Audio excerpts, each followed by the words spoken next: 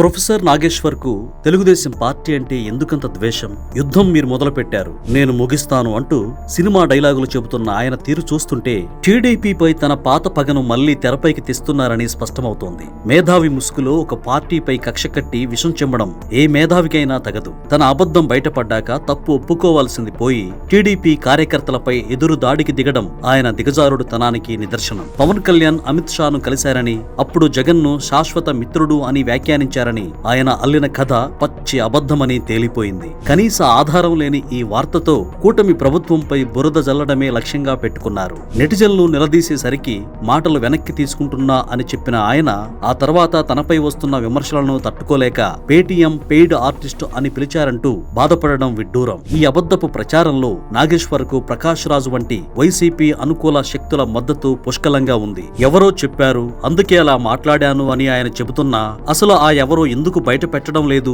నిజ నిర్ధారణ లేకుండా తెర వెనుక ఉండి మద్దతిచ్చే ఈ బృందంతో కలిసి ఆయన ఆడుతున్న రాజకీయ డ్రామా ఇప్పుడు అందరికీ అర్థమైపోయింది. ప్రొఫెసర్ స్థాయి నుంచి దిగజారి ఇలాంటి తప్పుడు ప్రచారాలు చేయడంపై నెటిజన్లు తీవ్ర ఆగ్రహం వ్యక్తం చేస్తున్నారు. తప్పు చేసి దొరికిపోయిన తర్వాత కూడా బెదిరింపులకు దిగటం హాస్యాస్పదం. మేధావి ముసుగు తొలగిపోయి ప్రకాష్ రాజు వంటి వారి అండతో ఆయన చేస్తున్న రాజకీయ కక్ష సాధింపులను ప్రజలు గమనిస్తూనే ఉన్నారు. తప్పుడు ప్రచారాలు చేసే వారికి సోషల్ మీడియాలో నెటిజన్లు ఎలా బుద్ధి చెబుతారో ఇప్పుడు అదే జరుగుతోంది.